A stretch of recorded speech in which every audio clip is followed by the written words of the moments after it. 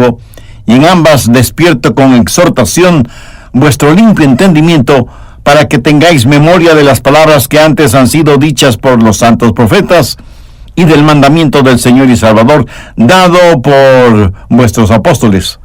Sabiendo primero esto, que en los postreros días vendrán burladores, andando según sus propias concupiscencias, y diciendo: ¿dónde está la promesa de su advenimiento? Porque desde el día en que los padres durmieron, todas las cosas permanecen así como desde el principio de la creación. Estos ignoran voluntariamente que en el tiempo antiguo fueron hechas por la palabra de Dios los cielos y también la tierra, que proviene del agua y por el agua subsiste, por lo cual el mundo de entonces pereció anegado en agua. Hay tres reacciones apóstatas a la segunda venida de Cristo: la emocional, la intelectual y la volitiva. O sea que las emociones, la mente y la voluntad argumentan en contra de la segunda venida de Cristo. El diablo odia la idea de la segunda venida de Cristo, porque entonces Satanás será sentenciado y su reino de pecado y terror será destruido. Pero también será el tiempo cuando los santos serán honrados, glorificados y bendecidos. Por eso el diablo usa toda la artillería del infierno contra la idea de la segunda venida de Jesucristo. Primero, el argumento emocional. En los postreros días vendrán burladores. Pedro está diciendo que habrá aquellos que se burlarán de la segunda venida de Cristo. Ahora, una burla es un sustituto de la sustancia.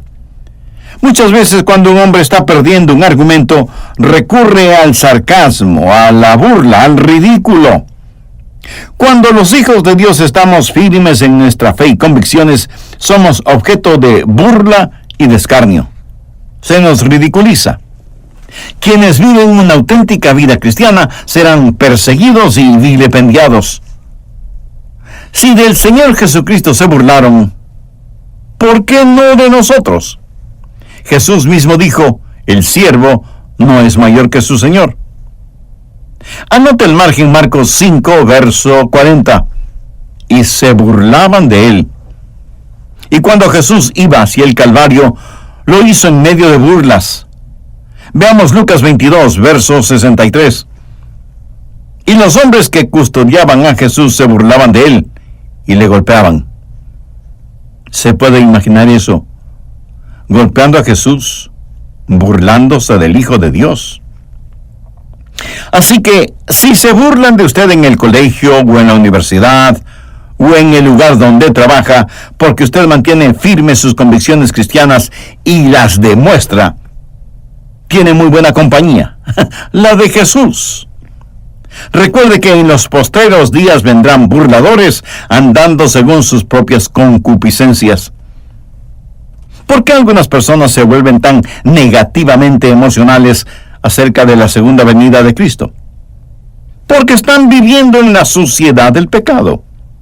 Cuando alguien se burla de Cristo es porque aún es pecador no arrepentido ni salvado.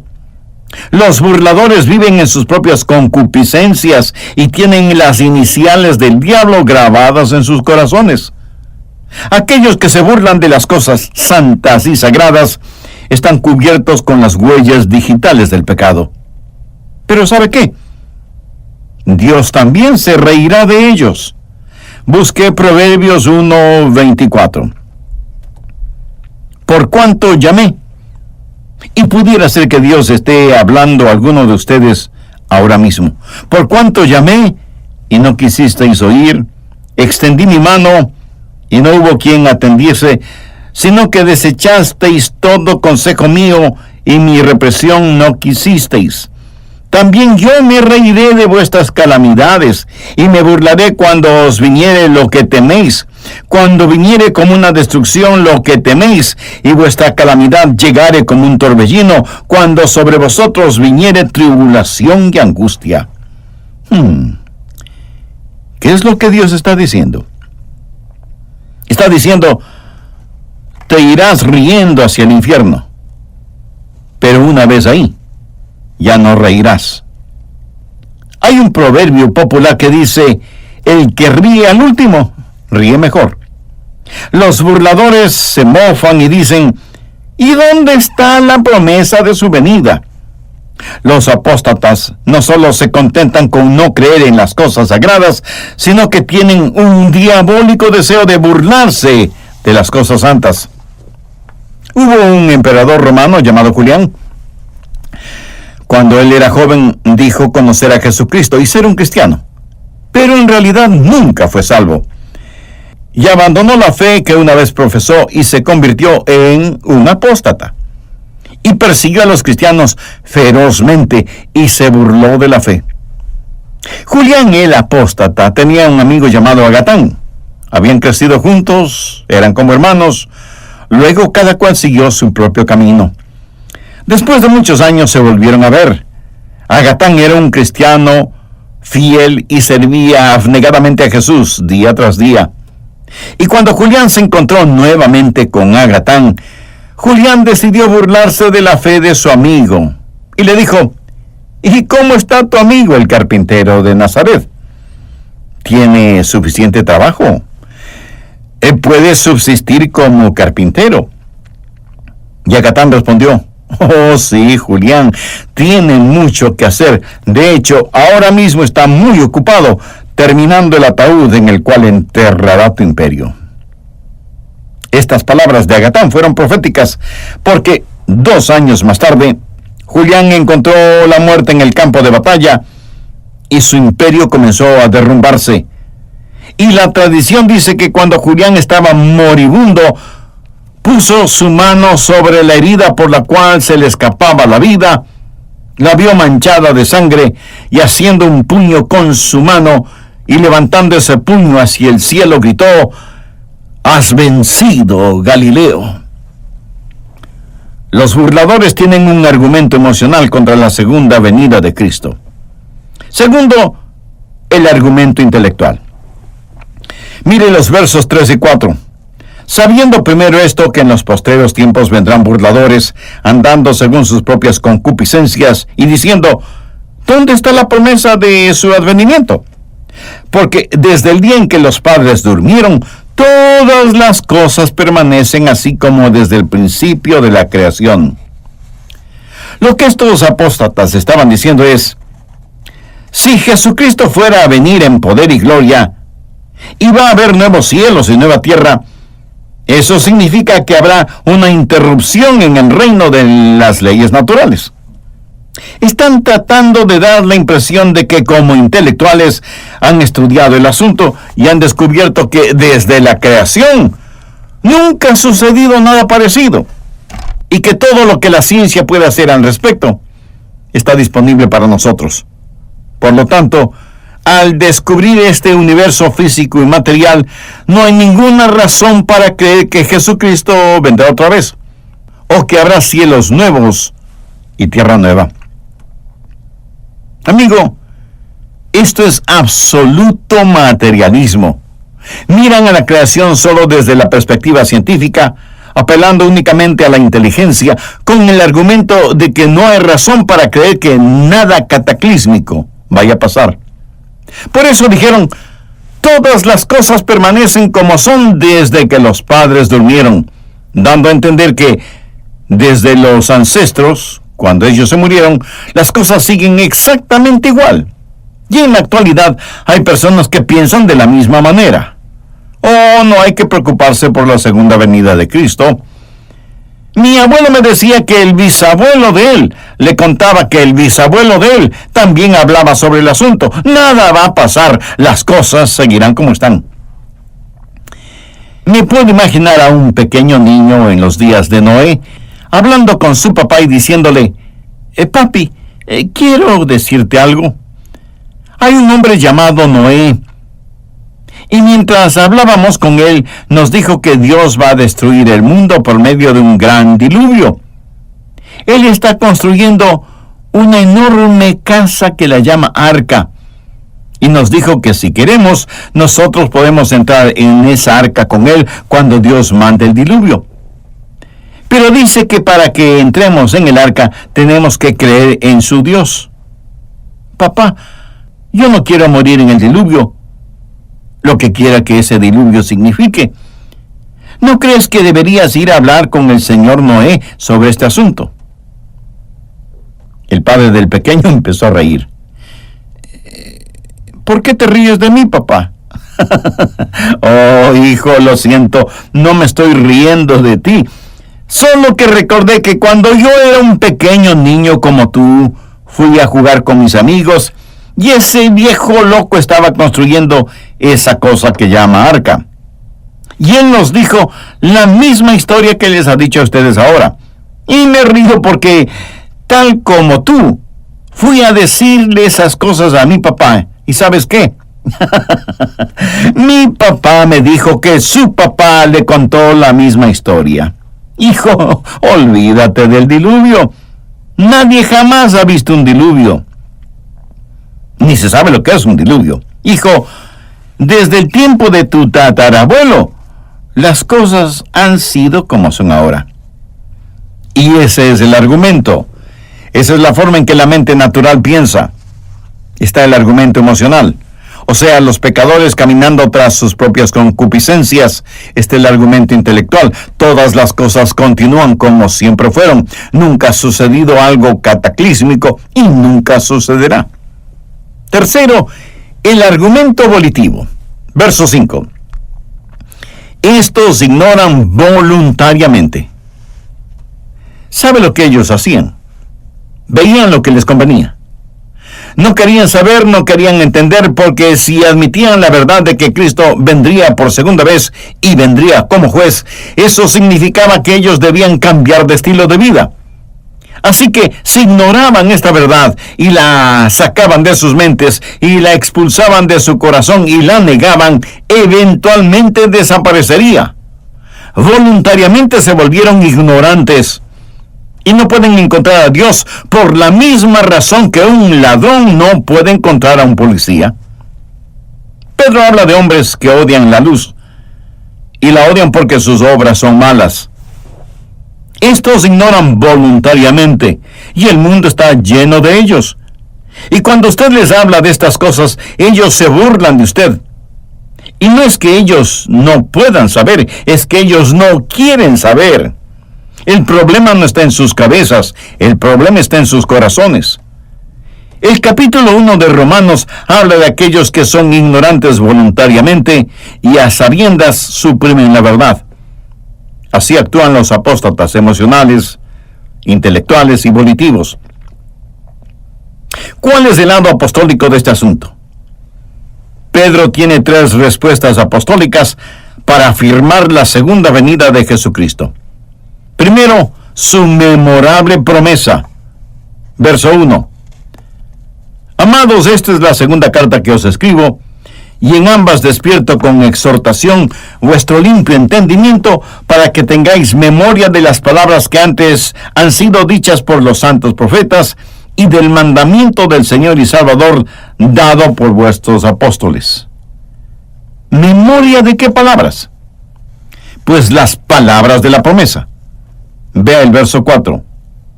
¿Dónde está la promesa de su advenimiento? Ahora vayamos al verso 9. El Señor no retarda su promesa. Y un poco más adelante en el verso 13, pero nosotros esperamos según sus promesas cielos nuevos y tierra nueva. ¿Qué es lo que está diciendo? Está haciéndonos recordar las memorables promesas de Jesús. Él ha prometido que regresaría de nuevo.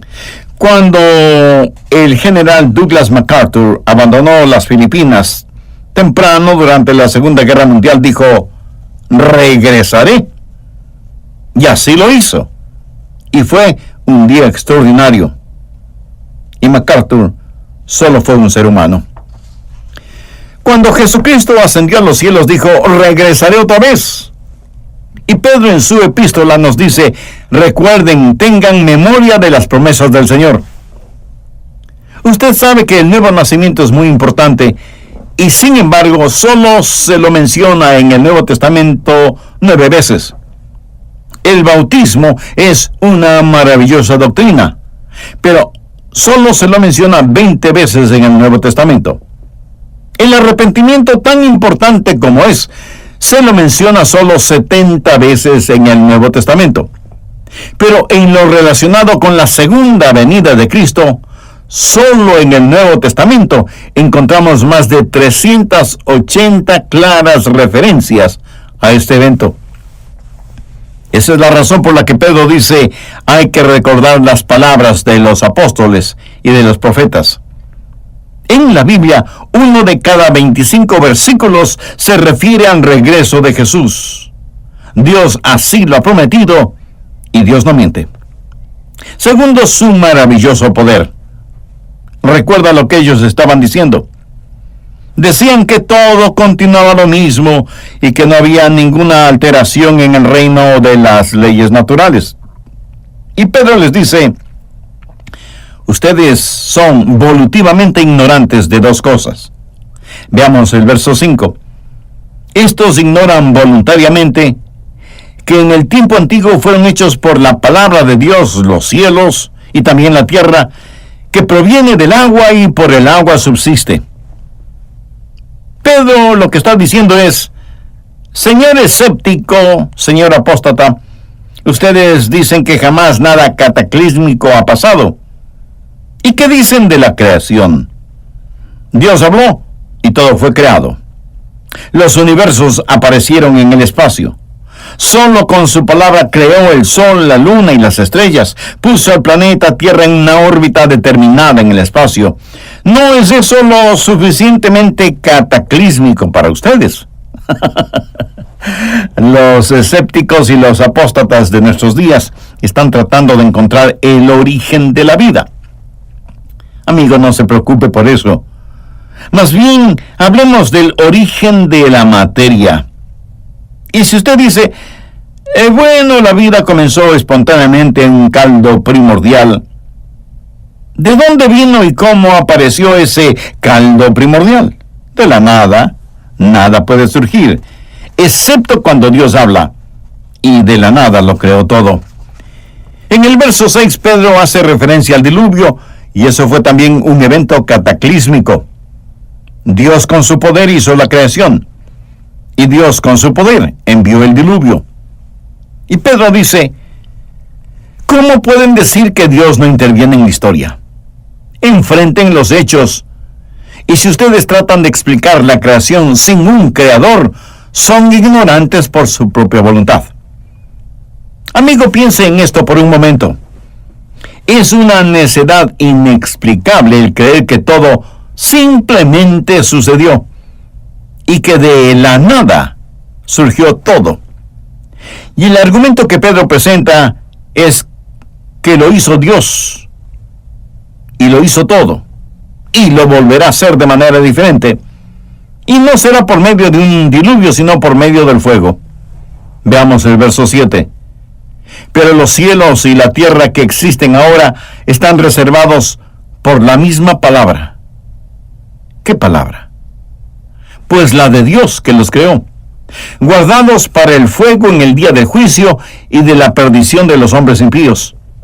Note la frase, guardados para el fuego. En el griego, eso literalmente significa que los cielos y la tierra son como un depósito de fuego. La naturaleza subatómica del universo nos dice que todo no es en realidad materia, tal y como la conocemos, sino fuego. Investigue un poquito sobre este asunto y descubrirá, como yo lo hice, lo siguiente. Pensábamos que la parte más pequeña de la materia era el átomo. Pero los científicos han estudiado la naturaleza del átomo y han descubierto que en el átomo hay un núcleo y que ese núcleo tiene una carga electrónica positiva. Y girando alrededor de ese núcleo, en ese infinitamente pequeño átomo, hay electrones. Y estos electrones tienen una carga eléctrica negativa y giran alrededor del núcleo a una velocidad increíble. Y esto es lo que yo leí al respecto. Algo extraordinario acerca de los electrones en el átomo es que giran alrededor del núcleo billones de veces en cada millonésima de segundo.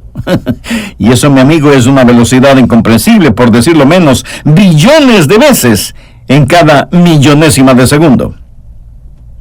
El núcleo cargado positivamente y los electrones cargados negativamente. Por lo tanto, se atraen, se cohesionan, se unen fuertemente. Ahora, esta fuerza eléctrica nadie en realidad sabe lo que es. Se la puede describir, pero no sabemos lo que es. Alberto Einstein dijo antes de morir que él esperaba descubrir lo que era la electricidad, pero nunca pudo hacerlo. Y podemos de alguna manera poner esto en proporción matemática, pero no sabemos cuál es la fuerza que los mantiene cohesionados. El núcleo en sí mismo tiene neutrones y protones. Los neutrones son neutrales y no tienen ninguna carga. Los protones son positivos. Así que no hay una fuerza negativa que los sostenga en el núcleo. Sin embargo, no se separan. Y aunque los velocísimos electrones en el exterior tratan de separarlos, ellos permanecen cohesionados. ¿Qué es la causa de esta fuerte cohesión? Pablo, escribiendo a los colosenses acerca de Jesucristo, les dice: todo fue creado por medio de Él y para Él, y Él es antes de todas las cosas, y todas las cosas en Él subsisten. ¿Sabe lo que esto literalmente significa? Que es Cristo quien lo mantiene todo cohesionado, ya sean los planetas en sus órbitas en el espacio, o los electrones girando vertiginosamente alrededor del núcleo del átomo. Cristo es, por así decirlo, la supergoma del macrocosmos y del microcosmos. Y todo está cargado con fuego. Mejor dicho, todo es fuego, porque todo está hecho de estructura molecular. Lo que vestimos, lo que comemos, donde vivimos, lo que tenemos, todo, absolutamente todo, tiene una estructura molecular. En Hebreos 11:3 leemos: de modo que lo que se ve fue hecho de lo que no se veía. ¿No es maravilloso e increíble cómo la Biblia sabía todas estas cosas muchísimo antes de que Einstein las descubriera? Jesús, con su poder, todo lo mantiene bien cohesionado. Ahora escúcheme. Cuando Él deje de hacerlo, veremos un cataclismo que el universo jamás lo ha visto. Si Pedro lo entendió de esa manera o no, él menciona que lo que dice es por inspiración del Espíritu Santo. ¿Y qué es lo que Pedro dice? Dice: ustedes apóstatas que se burlan de la segunda venida de Cristo, les hago acuerdo, primero, de que sus memorables promesas son ciertas, y segundo, de su soberano poder. Y no quiero que se olviden de su misericordiosa paciencia. Veamos el verso 9. El Señor no retarda su promesa, según algunos la tienen por tardanza, sino que es paciente para con nosotros, no queriendo que ninguno perezca, sino que todos procedan al arrepentimiento. Pero el día del Señor vendrá como ladrón en la noche, en el cual los cielos pasarán con gran estruendo. ¿Se puede imaginar el estruendo que habrá cuando Jesús deje de sostener todas las cosas? Aquellos que dicen que todo comenzó con una gran explosión no tienen ni la menor idea de lo que será la gran explosión cuando todo termine. Y Pedro continúa diciendo: y los elementos ardiendo serán deshechos, y la tierra y las obras que en ella hay serán quemadas.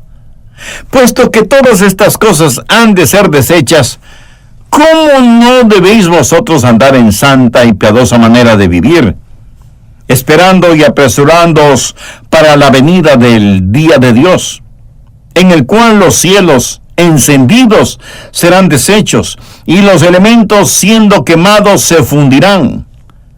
Pero nosotros esperamos, según sus promesas, cielos nuevos y tierra nueva, en los cuales mora la justicia.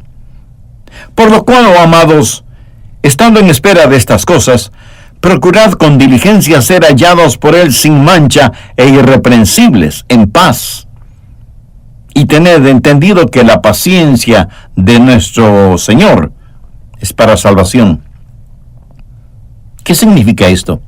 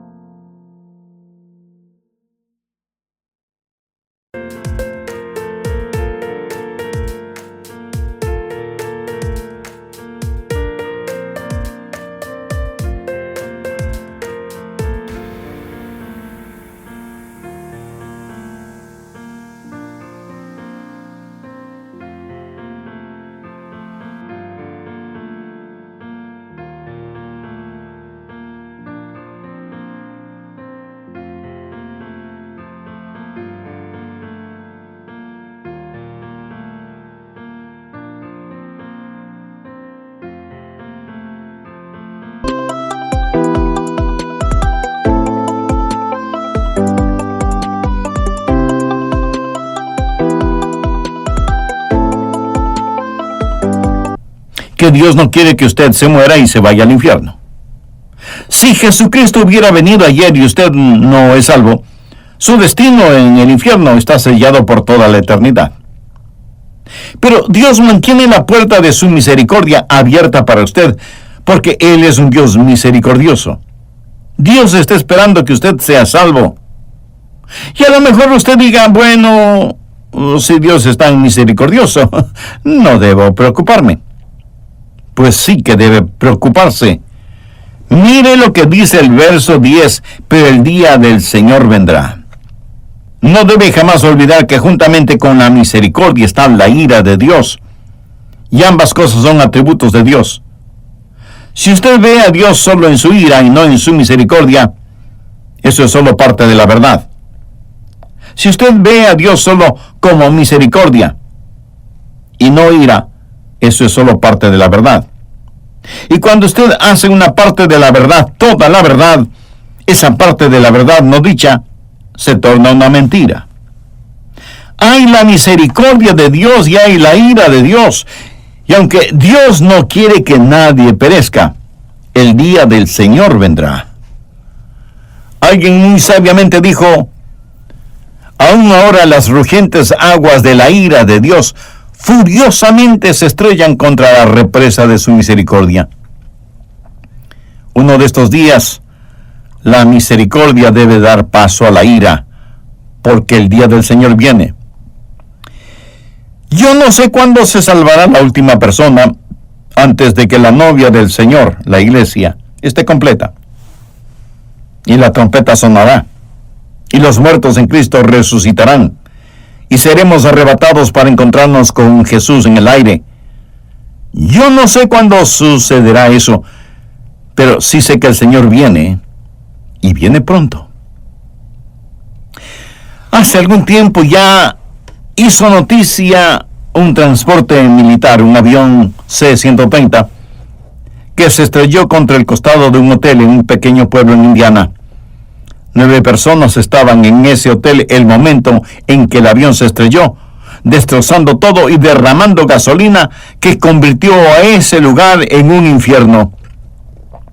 Los huéspedes del hotel perecieron entre las llamas, y 2 personas que comían tranquilamente en un restaurante junto al hotel también murieron. ¿Se puede imaginar estar en el hotel o en el restaurante y de súbito morir e ir al cielo o al infierno? Si usted hubiera estado en ese hotel o en ese restaurante y hubiera muerto, ¿en dónde estaría ahora? O si hubiera sido uno de los tripulantes del avión que se estrelló, ¿en dónde estaría ahora? Si Jesucristo viniera ahora mismo, ¿cuál sería su destino eterno? Pero el día del Señor vendrá como ladrón en la noche, o sea, súbitamente, en forma cataclísmica. El Señor es paciente para con todos nosotros, no queriendo que ninguno perezca. ¿Qué es lo que usted debe hacer para no perecer? Arrepentirse. ¿Qué es el arrepentimiento? Es un cambio en la manera de pensar. Arrepentimiento en el idioma griego es metanoia, que significa un cambio mental. O sea, he estado confiado en mí mismo, viviendo en el pecado, yendo por este camino. Pero tengo un cambio de mente radical y dramático y me arrepiento, doy media vuelta, abandono el pecado para seguir a Jesús. Quito a mi yo del trono y por fe le digo a Jesús: Señor, de una vez por todas y para siempre confío en ti. Te recibo como mi Salvador y mi Señor. Ven a morar en mi corazón, perdona mis pecados y sálvame. En Lucas 13:3, Jesús dijo: antes, si no os arrepentís, todos pereceréis igualmente. Ahora recuerde lo que dice 2 de Pedro 3:9. El Señor no quiere que ninguno perezca, sino que todos procedan al arrepentimiento. El Señor vendrá, y vendrá como llameante fuego, ejecutando su ira en aquellos que no quisieron conocer a Dios y no obedecieron el Evangelio de nuestro Señor y Salvador Jesucristo. Él vendrá a recibir a los suyos. Y si usted me pregunta, ¿por qué estoy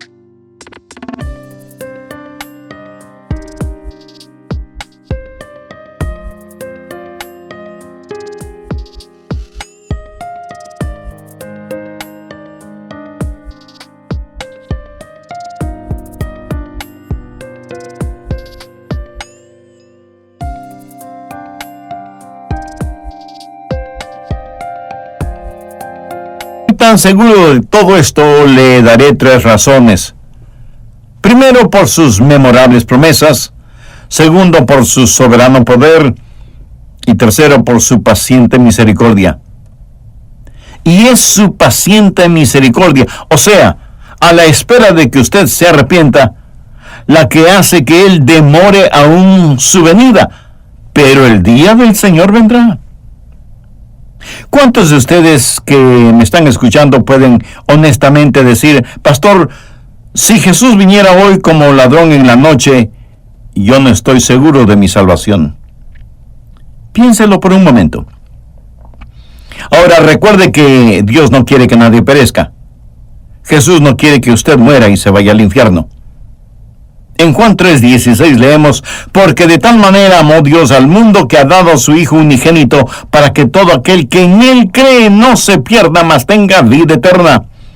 Y aunque Dios no quiere que nadie perezca, hay una sola condición para no perecer: el arrepentimiento. Ya lo dijo Jesús: si no os arrepentís, todos pereceréis igualmente. Que